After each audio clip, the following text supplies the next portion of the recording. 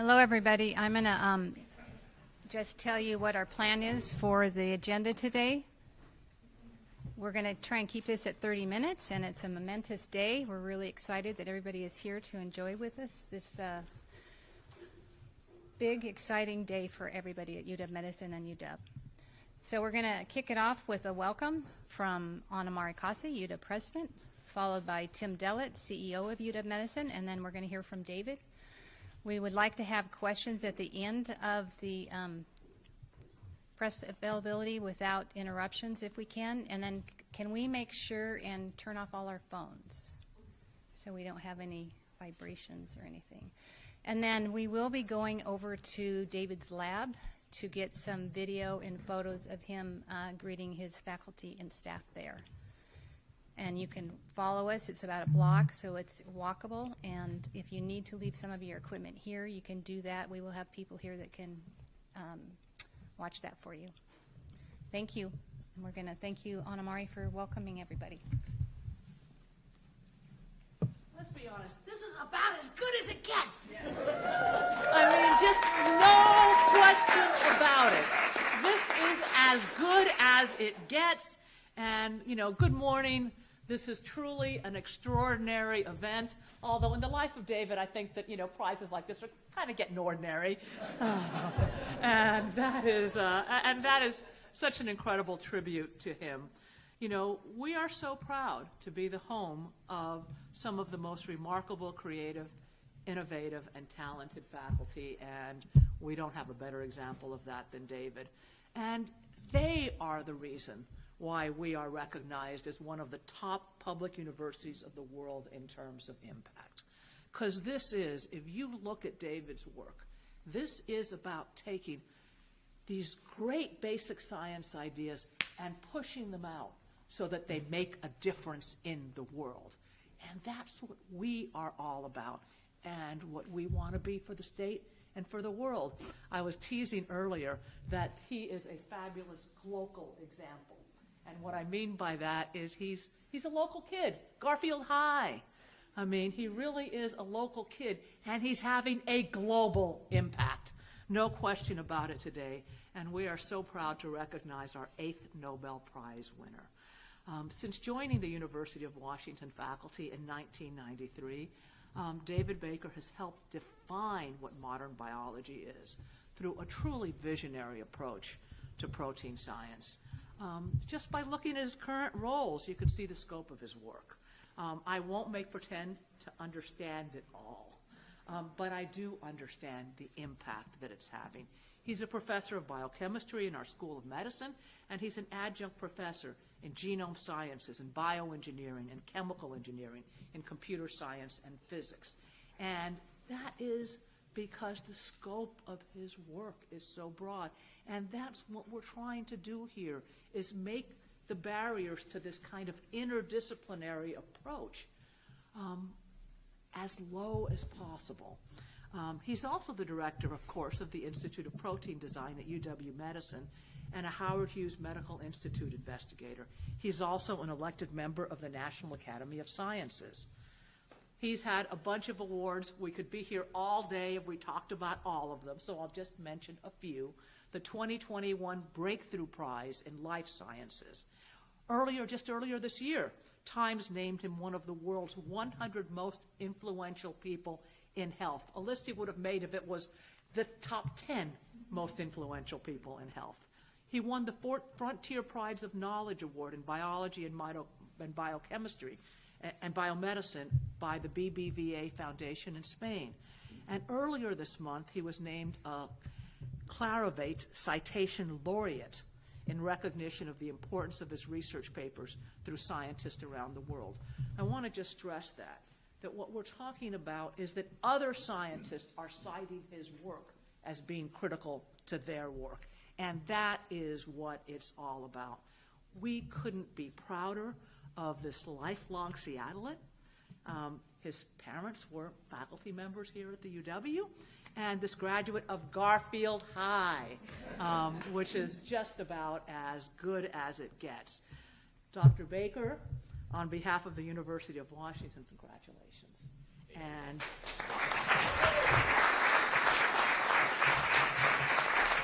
not just congratulations.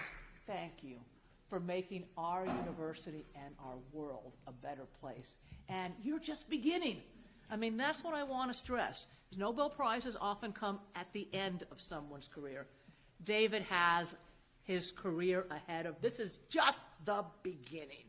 And so now I'd like to introduce Dr. Tim Dellett, CEO of UW Medicine and one of the strongest supporters of David across our campus. He's also the Paul G. Ramsey Endowed Dean of the School of Medicine. Tim, you understand his work better than I do, so take it away.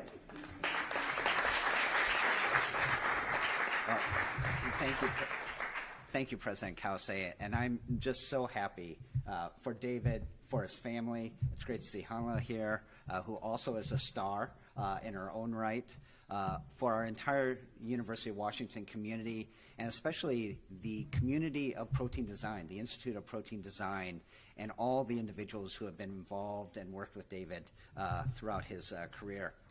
You know, in my roles, I really have the privilege of helping to support and often facilitate the way for our faculty, our staff, our trainees, our students. And our faculty really conduct world-leading biomedical research that expands our scientific understanding and leads to new frontiers in science and medicine. And this is just a phenomenal day. It's a wonderful recognition of really the lifelong work of David, and it's great to have this come while David's still in his prime, and can't wait to see what he continues to discover. You know, David and his team really contributed and led the cracking of the code to protein structure, how amino acid chains fold together in a three-dimensional structure to be the building blocks of life.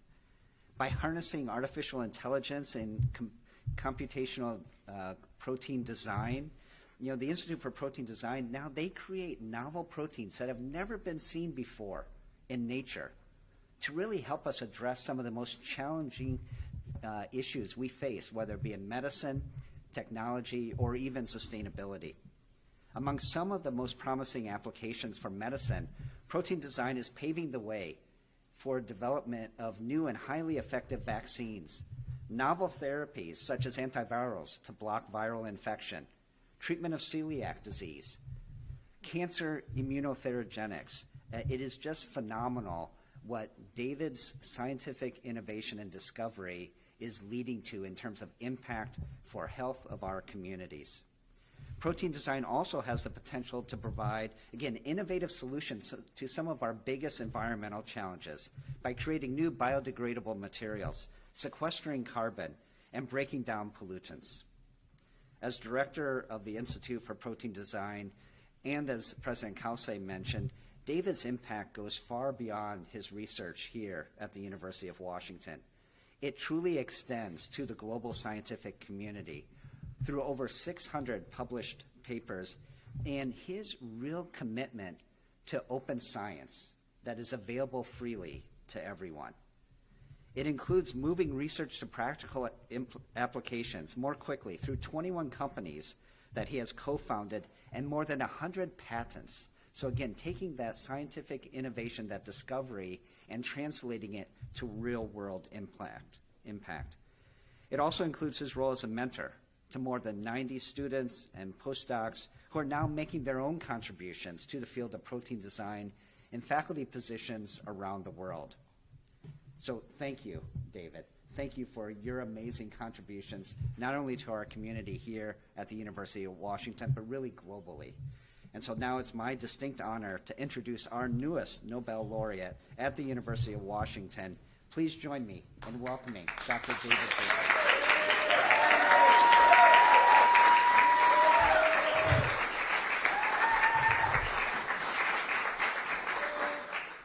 Well, what can I say? I want to start by thanking almost everybody here. And so I want to thank Anna Marie and Tim for really making the University of Washington an absolutely wonderful place to do science. As Anna Marie said, it's an incredibly collaborative place, and I've never felt during the whole time I was here that there were really any boundaries within the university. And so I'd like to thank both of them for making the university leadership has just been amazing. Let's get him a Be Boundless t-shirt. And, you know, I've been here for quite a long time, and I never thought for a nanosecond about leaving. So it's really been a great privilege to be here. And so keep up the great work. And Tricia is here, and she really played a huge role in everything we've been able to do in the founding of the Institute for Protein Design. And my wife, Anila, is here, and she basically made everything possible by, among other things, putting up with me over the years. And Linda, our director of the Institute for Protein Design, is really kind of the adult in the room and making sure that everything happens, and while I just sort of play around. Let's see, in the back, I think I see there my colleagues Frank and Neil, who've it's been great to start the Institute for Protein Design and have some of the most amazing scientists I've ever worked with. Continue as professors doing really absolutely amazing things, and it's been an absolute privilege to work with them over the years. And as Tim and Anna Marie says, I'm very, very excited about the future. I think protein design has huge potential to make the world a better place, and I really do think we're just at the very, very beginning.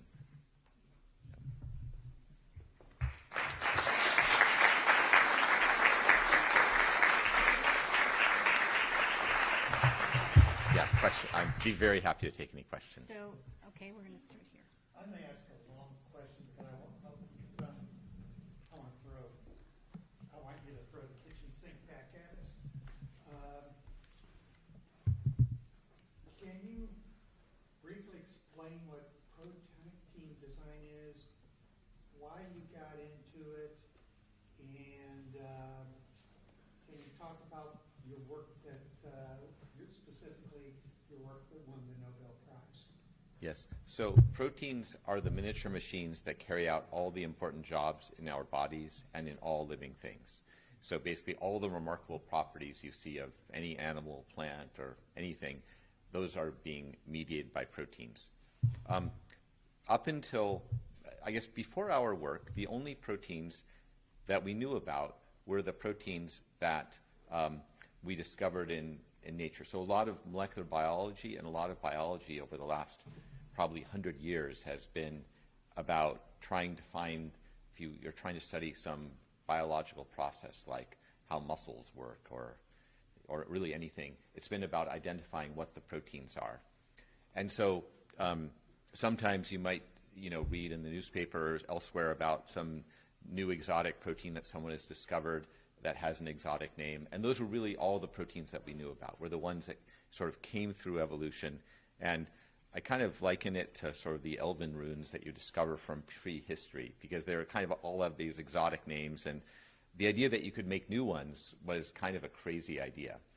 So because proteins solve all the problems in that living things have to deal with so well, if you could make new proteins, you could potentially solve a lot of current problems for which there aren't proteins to deal with, like, for example, there are new problems that arise because we live longer today. So, diseases like Alzheimer's are important. Cancer is more important. We're heating up and polluting the planet, so we have new ecological problems. So if we had a long time to wait, then maybe new proteins would evolve to help deal with these problems. But evolution happens on, geological timescales. So with protein design, now what we've learned how to do is to design completely new proteins that have new functions. And so now we're working on problems like designing proteins to attack cancers and acting much more specifically and precisely in the body, so be safer and more effective than current treatments. Similarly, for autoimmunity, being able to dampen down the immune system where it's gone awry. My colleague Neil, who's in the back, has developed the first de novo designed medicine that is in use in humans, a coronavirus vaccine. And his group is designing making great progress to a universal flu vaccine, for example. Outside of medicine, I should say another area that is important in medicine that we're working on, in addition to vaccines, are proteins that will neutralize pandemic viruses. And so we're sort of going through the list of the greatest viruses of concern and designing proteins to block them. And some of these are headed for human clinical trials. Outside of biology, I mentioned that we're polluting the planet. We're putting a lot of plastic out there and a lot of other toxic things. We're designing proteins that carry out chemical reactions to, for example, to break down plastic molecules and other pollutants that we're putting into the environment. We're designing proteins that interact with solar radiation to try to increase the efficiency of photosynthesis. And we're designing proteins that to mediate enhanced carbon fixation. And we're just starting to collaborate with others at the UW to work on the methane sequestration problem. And there are also huge opportunities for proteins in making new types of materials. We're familiar with things like bone and tooth and shell, which are made from proteins interacting with minerals. And now with protein design, we can make proteins that mediate mineralization and create new interesting materials from not just things like calcium carbonate and calcium phosphate, but things like semiconductors. So there's a lot of different applications now. I'm not sure if I answered everything you asked, but you got a mouthful anyway. Yeah, that's what I was hoping for, because I don't know anything about your subject. Your Nobel Prize, it's computational proteins, and I have the foggiest idea what I just said. So, what specifically, what was your specific project or Right. Well, it was for sort of research that led to the Nobel Prize? And can you give me a 36-second kindergarten level lesson on what computational proteins are? Okay. Well, yeah, the prize was for computational protein design, and that means designing or creating brand new proteins that don't exist in nature. And so, like I said, proteins are kind of the workhorses of all living things. There were many proteins known before that mediate the processes of life. What this Nobel Prize is for discovering how to create completely new proteins. Yeah. Can you talk a little bit about what it was that first drew you to this work, at what age? I mean, your parents were faculty members here, but can you talk a little bit about their influence on you in becoming a scientist, as well as what specifically drew you to? Yeah. So the problem, I think what really interested me about the problem in the first place is that so living things are very different from inanimate things like the rest of chemistry. You have chemicals which are not alive, and then you have biology things which are alive, and proteins are kind of at the intersection between the two, because a protein is just a very large molecule, and so it's very much sort of a chemical sort of thing. It's just a molecule made out of atoms connected by bonds. But proteins have this amazing ability to self-organize. They fold up into shapes that kind of have these magical functions. And so it's really kind of the simplest case of biological self-organization. And I think it took my path to getting to being interested in proteins. Actually, it was kind of a long and circuitous path. I didn't really start working on proteins until I became a professor here, really, which so it wasn't something that I even was aware of when I was growing up. So I have to thank my parents, who are actually going to be at the celebration later, for teaching me how to think and do many things. But the protein part came really kind of late. And it wasn't like I was fascinated as a kid by proteins.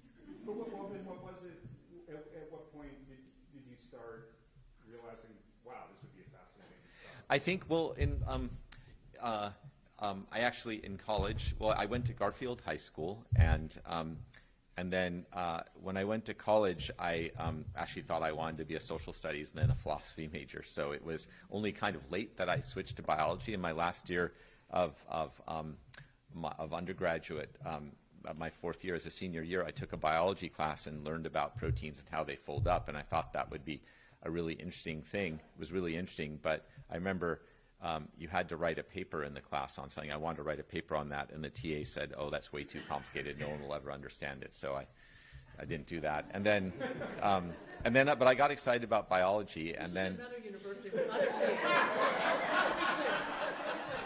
and then I got excited about biology, though, and I went to graduate school and worked on something completely different. And then, like I said, it was really when I came here that I started working on the protein folding problem, and then that got us into how to design proteins. And again, I have to thank the University of Washington, the Department of Biochemistry, for taking me in the first place, even though I didn't really know what I was doing. And then I had the freedom really here to pursue the science as it developed. And I really, it wasn't like I had a plan. I've always said I can never see more than 3 months ahead. So, yeah. I understand from talking to your colleagues that you had some skeptics early on that this could be done. Yeah. Can you tell us why they thought that couldn't be done and how you surmounted Yeah. Well, to begin with, the only proteins, like I said, that were known were the ones that came through the evolutionary process. So saying you could make a new protein, someone could sort of interpret like, oh, I can make a new animal, or I can make a new plant. And those would be obviously really, really hard to do. So you're kind of make something that's kind of like a living thing, but you're making it from scratch. I mean, is that really possible? And then after we showed we could make proteins that folded up but were totally inert, the idea that you could give them functions and make them do things was kind of a crazy idea. And we were actually kind of on the lunatic fringe for many, many years in saying that we were going to, in trying to make proteins that could carry out very sophisticated functions, just starting completely from scratch. So many people, many engineers in biology have taken proteins that already exist in nature and tried to modify them a little bit to solve a problem. And what we've been trying to do is just start completely from scratch. And so people said that was a crazy thing to do, and no one thought it was very. It was very much on the lunatic fringe, until when we start getting better at it. And really, this is in the last several years. Suddenly, it's in the mainstream, and companies start all the time and say we're part of the protein design revolution. And so it's kind of interesting with this field going from being something which was really kind of crazy and didn't seem like it would ever be useful to anything. For anything, to being something that's so mainstream that big companies, are just starting all the time, and it's kind of on the tip of everyone's tongue. Can you share what may be next in your work, or what you would like to accomplish next? Yes. As was already alluded to, I think we're really just at the beginning. We figured out how to design new proteins. We figured out how to make them, bind to cancer targets, for example, and we're getting better at learning how to make them catalyze chemical reactions. So we've really learned a lot about how to design proteins with new functions. So I think now what's tremendously exciting is to look at the vast array of problems that humans face and try and design proteins that solve these problems. And I'm really fortunate. I hope that many of you can come over to the lab in just a moment. You'll see there are large numbers of super brilliant, super smart, super energetic students and postdocs who are now coming from all over the world to the University of Washington to learn how to design proteins, and each one of them has a problem they want to solve. For example, Susanna, who came from Mexico, is designing proteins that block the major components of snake venom as a better anti-venom. And you'll also meet students who are working on improving the efficiency of photosynthesis. So really across the board, there's so many exciting things to do now. So I really do think we're just at the beginning of the impact that we can have. And is there a single problem that you see kind of rises to the top? You mentioned a few of some of what the students are doing, but is there one that, gosh, if we could just solve this problem, what would that be? You know, I kind of love them all. I mean, they're all. I mean, we only work on things that I'm really, really excited about, and I think the neat thing about this area now is there's just so much potential across the board. Yeah. How old are you? I'm 62. 62? Yeah. Okay, you are still younger than I am. But he's 26 at heart. Yeah. I'm 16 at heart. Yeah. Do you have a dream function for one of the proteins that you could create that would be considered lunatic fringe today? Yeah, that's a good question. Well, one of the things that that exists in biology are molecular motors. So, for example, the way that our muscles move, they're little machines that are involved in the contraction and the movement, and the way that things get organized in our bodies and in our cells is through these very sophisticated molecular machines. So, and what they do is they take a chemical fuel and they break down that fuel just like kind of a car. They take a fuel and they use it to do something very actively. So the newest generation of projects in my lab is to design molecular machines. Now, what could they be good for? Well, in biology, there are machines inside our cells that do quality control and are important for removing a lot of the junk that happens during cellular transactions. There really aren't any machines outside of our cells in circulation. But we know that there's all sorts of, junk accumulates in our bloodstream. We get aggregates, we get amyloids forming. So if we could make machines that could go around in the blood and in circulation and basically do cleanup and help remove toxic tissue, that could be a whole new way of treating disease. So that's one of the sort of more lunatic-y fringe that things we're working on now. I'll give you one more example. And that is, I think I already alluded to this, but we have tooth and bone in our bodies, and there's shells, and those are proteins interact with minerals. What if we could make completely new types of materials by designing proteins that interact with other minerals and you can imagine all kinds of hybrid materials that could be superior in many ways to any of the materials that we have today, including semiconductor materials. So it could be a new way of patterning things for electronics. I'd say that still qualifies as lunatic fringe also. Do we have any questions before we head over to his lab? Any last question? I just want to make one last comment, and that's that David's achievement isn't winning the Nobel Prize. The Nobel Prize is a recognition of David's achievements thus far. The best is yet to come. Thank you.